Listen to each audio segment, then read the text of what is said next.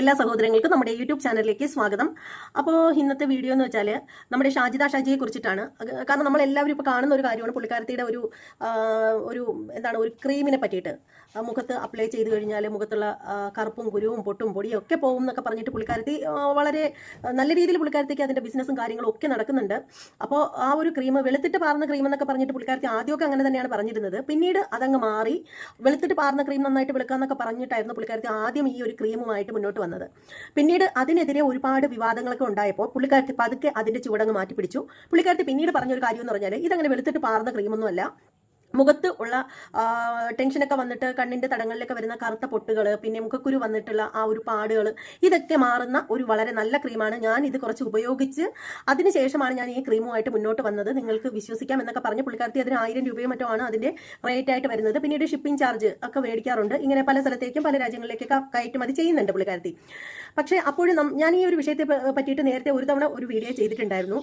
അപ്പോൾ ശരിക്കും പറയുകയാണെങ്കിൽ ആ ഒരു വീഡിയോ ചെയ്യുമ്പോൾ എൻ്റെ ഒരു ഉദ്ദേശശുദ്ധി എന്ന് പറഞ്ഞാൽ ഈ പുള്ളിക്കാരത്തി ഈ ബിസിനസ് നശിച്ചു പോകണമെന്നോ അല്ലെങ്കിൽ പുള്ളിക്കാരത്തി കഷ്ടപ്പെടണമെന്നോ അങ്ങനെയൊന്നും വിചാരിച്ചിട്ടല്ല ഞാൻ അന്ന് ആ വീഡിയോ ചെയ്തത്. കാരണം ഇതിൻ്റെ പിന്നിൽ നാളൊരു സമയം ഇവർക്കൊരു ബുദ്ധിമുട്ട് ഉണ്ടാകരുത് എന്നുള്ളത് കരുതിയിട്ട് മാത്രമാണ്. കാരണം എന്താണെന്ന് വെച്ചാൽ അവരിപ്പോൾ ഡ്രസ്സിൻ്റെയൊക്കെ ബിസിനസ് ചെയ്യുന്നുണ്ട്, ഓൺലൈനായിട്ടൊക്കെ ഡ്രസ്സുകൾ അയച്ചു കൊടുക്കുന്നുണ്ട്.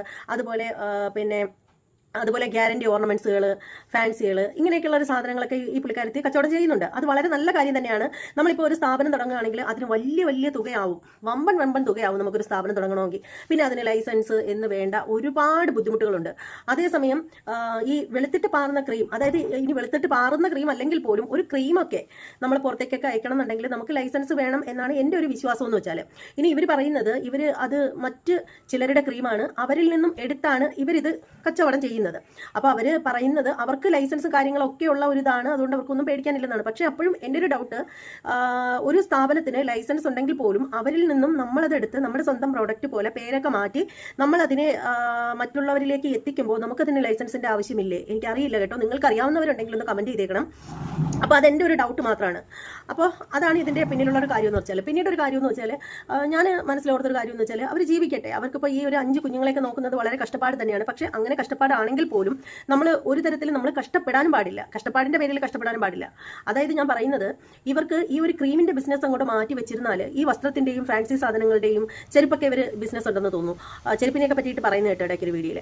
അപ്പോൾ ഇതൊക്കെ ചെയ്താലും ഇതിലൊന്നും പ്രത്യേകിച്ച് ഒന്നുമില്ല. ഒന്നുകിൽ ആളുകൾ മേടിക്കും അല്ലെങ്കിൽ മേടിക്കാതിരിക്കും. അഥവാ ഇനി മേടിക്കുന്ന സാധനത്തിന് കുറച്ച് ക്വാളിറ്റി കുറഞ്ഞു പോയാലും വേറെ പ്രശ്നമൊന്നുമില്ല, പൈസ നഷ്ടപ്പെടും എന്നുള്ള ആ ഒരു കാര്യം മാത്രമേ ഉള്ളൂ. ഒരിക്കൽ മേടിക്കുന്നവർ പിന്നീട് മേടിക്കില്ല, അത്രയേ ഉള്ളൂ. പക്ഷേ ക്രീമിൻ്റെ കാര്യമൊക്കെ എന്ന് പറയുമ്പോൾ അതൊക്കെ നമ്മുടെ ചർമ്മത്തിൽ അപ്ലൈ ചെയ്യുന്ന സാധനങ്ങളാകുമ്പോൾ അത് നമുക്ക് വളരെയധികം അതിലെന്തൊക്കെയാണ് ചേരുന്നത്, എത്രത്തോളം കെമിക്കലുകളുണ്ട്, ഏതൊക്കെ രീതിയിലുള്ളതാണ്, അത് ഏതെല്ലാം അവസ്ഥയിലാണ് നമ്മുടെ ശരീരത്തിലേക്ക് ബാധിക്കുന്നത് എന്നൊക്കെ കൃത്യമായിട്ട് അറിയാണ്ട് നമ്മൾ അതിലേക്കൊക്കെ ഇറങ്ങി ചാടിക്കഴിഞ്ഞാൽ ചിലപ്പോൾ പ്രോഡക്റ്റ് ഇട്ട് കഴിയുമ്പോൾ നല്ല വ്യത്യാസം ഉണ്ടാവാം. പക്ഷെ അതിൻ്റെ പേരിൽ നമ്മൾ പിന്നീട് ദുഃഖിക്കേണ്ടി വരരുത്. കാരണം ഇപ്പോൾ ഒരുപാട് പേര് ഷാജിദയ്ക്കെതിരെ മുന്നോട്ട് വന്നിട്ടുണ്ട്. പിന്നെ അതിൽ പ്രത്യേകിച്ച് പറയുന്ന ഒരു കാര്യം എന്ന് പറഞ്ഞാൽ, രമ മാഡം ഡൽഹിയിലാണ് മാഡം താമസിക്കുന്നത്. മാഡം ഒരു മലയാളിയാണ്. അവരെന്ന് പറഞ്ഞാൽ മലയാളി അസോസിയേഷന്റെ ഒരു ഹെഡാണ്. അവർ ഹെഡാണെന്ന് വേണമെങ്കിൽ പറയാം. അതിൻ്റെ ഒരാൾ മാത്രമാണ്. ഇടയ്ക്ക് വെച്ചിട്ട് ഏതൊക്കെയോ ചാനലുകളിൽ പറയുന്നുണ്ടായിരുന്നു, വേൾഡിലെ തന്നെ പ്രസിഡന്റാണ്, മലയാളി അസോസിയേഷന്റെ വേൾഡ് പ്രസിഡന്റ് എന്നൊക്കെ പറഞ്ഞിട്ടൊക്കെ ചിലരൊക്കെ പറയുന്നുണ്ടായിരുന്നു. അങ്ങനെയൊന്നും അല്ല എന്ന് അവർ വ്യക്തമായിട്ട് പറയുന്നുണ്ട് വീഡിയോയിൽ. ആ വീഡിയോ ഞാൻ ഇട്ടുതരാം. അപ്പോൾ അതുകൊണ്ട് തന്നെ ഞാൻ അതേക്കുറിച്ച് കൂടുതൽ സംസാരിക്കുന്നില്ല. അപ്പോൾ എന്താണെന്ന് വെച്ചാൽ പറയുന്നതെന്ന് പറഞ്ഞാൽ, ഷാജിദയോട് പറയാനുള്ളതെന്ന് പറഞ്ഞാൽ, നമ്മൾ പറയുന്നത് അവർ കേൾക്കൊന്നും അറിയില്ല. പക്ഷെ നിങ്ങൾ ഈ ഒരു ക്രീമിൻ്റെ പിന്നാലെ പോവാണ്ട്, അതായത് ഇത് അറസ്റ്റ് വരെ വരാൻ ചാൻസ് ഉള്ള ഒരു കാര്യമാണ്. പക്ഷെ നിങ്ങൾ അയച്ചു കൊടുക്കുന്ന ക്രീമുകൾ ഒരു പക്ഷേ സാമ്പിൾ പരിശോധനയ്ക്ക് എടുത്തു കഴിഞ്ഞാൽ അതിൽ വേറെ പ്രശ്നങ്ങളൊന്നുമില്ല, എല്ലാം മിതമായ അളവിലാണ്. വേറെ ശരീരത്തിന് ദോഷം ചെയ്യുന്ന തരത്തിലുള്ള, സ്കിന്നിന് അല്ലെങ്കിൽ അവയവങ്ങൾക്ക് ദോഷം ചെയ്യുന്ന തരത്തിലുള്ള ഒന്നും ഇല്ല എന്ന് തെളിയുകയാണെങ്കിൽ അതിൽ നിങ്ങൾക്ക് ഒരു പ്രശ്നമില്ല. പക്ഷേ അതേസമയം അതിൻ്റെ ആ ഒരു ക്രീം അങ്ങനെ കൊണ്ടുപോയി ടെസ്റ്റ് ചെയ്യുമ്പോൾ അതിൽ എങ്ങാനും എന്തെങ്കിലും സാധനങ്ങൾ, കെമിക്കലുകൾ കൂടുതലായിട്ടൊക്കെ ഉണ്ടെങ്കിൽ അത് നിങ്ങൾക്ക് വളരെയധികം ദോഷമായിട്ട് ബാധിക്കും. അതുകൊണ്ട് ഞാൻ പറയുകയാണ്, ഒരു സഹോദരിയോട് എന്ന പോലെ പറയുകയാണ്, നിങ്ങൾ ദയവ് ചെയ്ത് നിങ്ങൾ ആ ഒരു 5 കുഞ്ഞുങ്ങളുടെ കാര്യം ഓർത്തിട്ടെങ്കിലും നിങ്ങൾക്ക് ആ ഒരു ബിസിനസ്സിൽ നല്ല ലാഭം ഉണ്ടാവും. കാരണം നിങ്ങൾ 1000 രൂപയ്ക്ക് വിൽക്കുന്ന സാധനം ഒരു പക്ഷേ അതിൻ്റെ പകുതി വിലയ്ക്കായിരിക്കാം നിങ്ങൾക്ക് കിട്ടുന്നത്. അതുകൊണ്ട് തന്നെ ആയിരിക്കാം നിങ്ങളത് നിർത്താൻ ഉദ്ദേശിക്കാത്തതും. പക്ഷേ നമ്മുടെ ലാഭം മാത്രം നോക്കി മുന്നോട്ട് പോകുന്നതിൽ ഒരർത്ഥവുമില്ല. നമ്മൾ മൂലം മറ്റുള്ളവർക്ക് ബുദ്ധിമുട്ടുണ്ടാവരുത്, അതുമൂലം നമുക്കും ബുദ്ധിമുട്ടുണ്ടാവരുത്. ആ ഒരു കാര്യം പ്രത്യേകം ശ്രദ്ധിക്കേണ്ടതാണ്. പിന്നീടെന്ന് വെച്ചാൽ പിന്നീട് ഒരു കാര്യം എടുത്തു പറയേണ്ട ഒരു കാര്യം എന്ന് പറഞ്ഞാൽ ഈ പറയുന്ന ഞാൻ പറഞ്ഞില്ലേ രമ മാഡം, രമ എന്നാണ് അവരുടെ പേര്, അവർ മുന്നോട്ട് വന്നിട്ടുണ്ടായിരുന്നു ഷാജിദയ്ക്കെതിരെ കേസ് ഫയൽ ചെയ്തിട്ടുണ്ട്. അവർ ഒരുപാട് ആളുകൾക്കൊക്കെ ഇവർക്ക് നല്ല പിടിപാടൊക്കെ ഉള്ള ആളാണ്. അപ്പോൾ ഇവർ ഉന്നതങ്ങളിലൊക്കെ കേസ് കൊടുത്തിട്ടുണ്ട് ഷാജിദയുടെ പേരിൽ. അപ്പോൾ അതേക്കുറിച്ചിട്ട് അവർ തന്നെ പറയുന്ന ഒരു വീഡിയോ ഇപ്പോൾ എൻ്റെ കയ്യിലുണ്ട്. അപ്പോൾ അത് ഞാൻ നിങ്ങളെ കേൾപ്പിച്ച് തരാം. പക്ഷേ ഈ വീഡിയോ കേട്ടതിന് ശേഷം മറ്റൊരു വീഡിയോ ഞാൻ ചെയ്യും. അതിനകത്ത് ഷാജിദ അവരെ വിളിക്കുന്ന തെറി എൻ്റെ പൊന്നോ പെറ്റ തള്ള പോലും സഹിക്കില്ല, ആ ഒരു തെറി അതും കേൾപ്പിച്ചു തരാം. അതും ഈ ഒരു വീഡിയോയും തമ്മിൽ നല്ല ബന്ധമുണ്ട്. കാരണം ഈ പറയുന്ന രമ മാഡം ഷാജിദയുടെ ഈ തെറിവിളിയുടെ ആ ഒരു വീഡിയോ രമ മാഡം കാണുകയുണ്ടായി. രമ മാഡം ശരിക്കും അവർ പറയുന്നത് അവർ യൂട്യൂബ് അങ്ങനെ യൂസ് ചെയ്യുന്ന ആളല്ല, പക്ഷേ എന്നാലും അവരുടെ കുറച്ച് സുഹൃത്തുക്കളൊക്കെ ചേർന്നിട്ട് ഇവർക്ക് കുറേ ക്ലിപ്പുകൾ അയച്ചു കൊടുത്തു ഷാജിദ ലൈവിൽ വന്നിട്ട് ഇവർ തെറി വിളിച്ചതിൻ്റെയൊക്കെ. അപ്പോൾ അത് കണ്ടു കഴിഞ്ഞപ്പോൾ ശരിക്കും എന്താണ് പറയുന്നത്, അവർക്ക് ആകെ ദേഷ്യമായി. അപ്പോൾ അവർ അതിനെതിരെ വളരെ ശക്തമായിട്ട് പ്രതികരിക്കുന്നുണ്ടെന്നാണ് അറിയാൻ സാധിച്ചത്. അപ്പോൾ എന്തായാലും അവർ തന്നെ പറയുന്നുണ്ട് കോടതി വിധിയാണ്, അത് എത്ര പെട്ടെന്നുണ്ടാവും പതുക്കെ ഉണ്ടാവും എന്നതൊന്നും അറിയില്ല. എന്നാൽ പോലും ഞാനൊരു കാര്യത്തിന് ഇറങ്ങി തിരിച്ചു കഴിഞ്ഞാൽ അതിന് ഫലം കാണാണ്ട് ഞാൻ പിന്നോട്ട് പോവില്ല എന്നൊക്കെയാണ് മാഡം പറയുന്നത്. അപ്പോൾ എന്തായാലും ഷാജിദ ഒന്ന് കരുതിയിരിക്കുക. ഒന്നാമത്തെ കാര്യം ഷാജിദ ശ്രദ്ധിക്കേണ്ട ഒരു കാര്യം എന്ന് പറഞ്ഞാൽ ഷാജിദയുടെ ലാംഗ്വേജ് ആണ് ഒന്നാമതായിട്ട് ശ്രദ്ധിക്കേണ്ടത്. നമ്മളെല്ലാവരും അത്യാവശ്യം തെറി പറയുന്നവർ തന്നെയാണ്. എൻ്റെ കമന്റ് ബോക്സിൽ വന്നിട്ട് എന്നെ തെറി എഴുതി വിടുന്നവർക്ക് ഞാൻ നല്ല രീതിയിൽ തെറി തന്നെ എഴുതി കൊടുക്കാറുണ്ട്. കമന്റ് ബോക്സിനകത്താണ് അത് ചെയ്യുന്നത്. കാരണം എൻ്റെ വീഡിയോ കാണുന്നവർ ഇപ്പോൾ കമന്റ് ബോക്സിൽ ഓപ്പൺ ചെയ്ത് നോക്കണമെന്നൊന്നുമില്ല. പക്ഷേ കമന്റ് ബോക്സിൽ വന്നിട്ട് തെറി വിളിക്കുന്നവരെ വീഡിയോയിൽ കൂടെയല്ല കമന്റ് ബോക്സിൽ തന്നെ തെറി വിളിക്കും. അപ്പോൾ എൻ്റെ വീഡിയോ ആരെങ്കിലും കണ്ടു കഴിഞ്ഞാലും നമ്മൾ പറയുന്ന ഭാഷയൊന്നും ആരും അറിയില്ല, അത്രയേ ഉള്ളൂ. എന്ന് കരുതി ആരെയും മുന്നിൽ നല്ല പിള്ളേ ആവാൻ വേണ്ടിയിട്ടൊന്നുമല്ല. കമന്റ് ബോക്സിൽ വന്ന് അനാവശ്യമായിട്ട് ചൊറിയുന്നവരുടെ ഞാൻ ഇങ്ങനെ മാന്തി അങ്ങ് വിടും, അത്രയേ ഉള്ളൂ.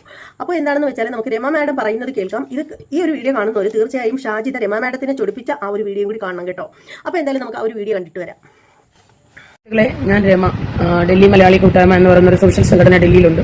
ആ സോഷ്യൽ സംഘടനയുടെ മാനേജിംഗ് ട്രസ്റ്റി അല്ലെങ്കിൽ പ്രസിഡന്റാണ്.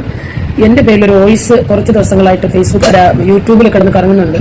അപ്പൊ ഈ യൂട്യൂബ് ഞാൻ അധികം യൂസ് ചെയ്യുന്ന ഒരാളല്ല, എങ്കിലും എന്റെ നാട്ടിലുള്ള കുറച്ച് സുഹൃത്തുക്കൾ ഒരു യൂട്യൂബറുടെ കുറെ വീഡിയോസ് എനിക്ക് അയക്കുകയും അപ്പൊ അതിനെക്കുറിച്ച് ഞങ്ങൾ ഗ്രൂപ്പിൽ ചർച്ച ചെയ്യുകയൊക്കെ ചെയ്തിട്ടുണ്ടായിരുന്നു. അപ്പൊ ആ ചർച്ച ചെയ്ത ഒരു വോയിസ് ക്ലിപ്പാണ് ഒരു യൂട്യൂബർ എടുത്ത് അത് അവരുടെ യൂട്യൂബിലിടുകയും അതിങ്ങനെ കുറെ പേര് ഷെയർ ചെയ്യുകയൊക്കെ ചെയ്തിരുന്നു. അതിനെക്കുറിച്ച് റിയാക്ഷൻ വീഡിയോ ഒക്കെ ചെയ്തിരുന്നു. പക്ഷെ എനിക്ക് ഞാൻ ഡൽഹി മലയാളി അസോസിയേഷനെന്നോ എയ്മയെന്നോ അങ്ങനെയൊന്നും ഞാൻ പറഞ്ഞിട്ടില്ല. ഞാൻ എയ്മയുടെ ഡൽഹി മലയാളി അസോസിയേഷന്റെയും വേൾഡ് ഡൽഹി മലയാളി അസോസിയേഷന്റെയും ഭാരവാഹിയല്ല. ഞാൻ ഡൽഹി മലയാളി കൂട്ടായ്മ എന്ന് പറയുന്ന ഒരു രജിസ്റ്റേർഡ് സംഘടന 1832 അതിന്റെ രജിസ്റ്റർ നമ്പർ 1832 1832. ഇത് വേണമെങ്കിൽ ഇട്ടിട്ട് ആർക്കെങ്കിലും അന്വേഷിക്കാൻ പറ്റും. ഞാൻ അതിൽ പ്രതികരിച്ചത്, ഞാനും അച്ഛനില്ലാത്ത 2 കുട്ടികളെ വളർത്തിയ ഒരാളാണ്. പക്ഷേ നമ്മൾ മക്കളെ വളർത്തും വേൾഡ് ഡൽഹി മലയാളി അസോസിയേഷനും ഭാരവാഹിയല്ല. ഞാൻ ഡൽഹി മലയാളി കൂട്ടായ്മ എന്ന് പറയുന്ന ഒരു രജിസ്റ്റേർഡ് സംഘടന 1832 അതിന്റെ രജിസ്റ്റർ നമ്പർ 1832 1832. ഇത് വേണമെങ്കിൽ ഇട്ടിട്ട് ആർക്കെങ്കിലും അന്വേഷിക്കാൻ പറ്റും. ഞാൻ അതിൽ പ്രതികരിച്ചത്, ഞാനും അച്ഛനില്ലാത്ത 2 കുട്ടികളെ വളർത്തിയ ഒരാളാണ്. പക്ഷേ നമ്മൾ മക്കളെ വളർത്തുമ്പോൾ നമ്മൾ സമൂഹത്തിന് എന്തെങ്കിലും ഒരു മുതൽക്കൂട്ടായിട്ട് വളർത്തണം. നമുക്ക് മക്കളെ പ്രസവിക്കാം, പക്ഷെ നമ്മുടെ ഇഷ്ടത്തിന് മക്കളെ വളർത്താനുള്ള അധികാരമില്ല.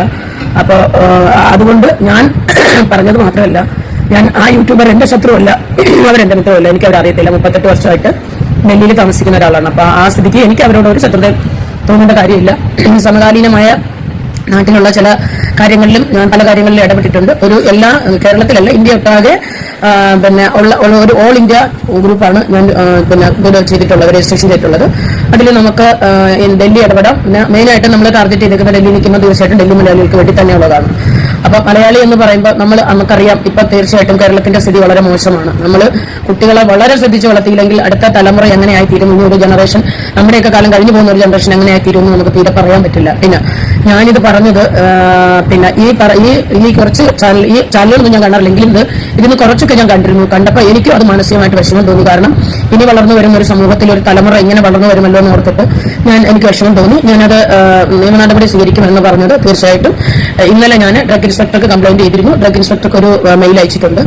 ഇവിടുന്ന് കോർട്ടിൽ നിന്ന് ഒരു നോട്ടീസും പ്രിപ്പയർ ചെയ്തിട്ടുണ്ട്. ഇന്നോ നാളെയോ, അതായത് ഞായറാഴ്ചയ്ക്ക് മുമ്പ് തന്നെ ഈ നോട്ടീസ് അയക്കുകയും അവിടുത്തെ പോലീസ് സ്റ്റേഷനിൽ ഒരു FIR ഇടിപ്പിക്കണമെന്ന് ആഗ്രഹിക്കുന്നുണ്ട്.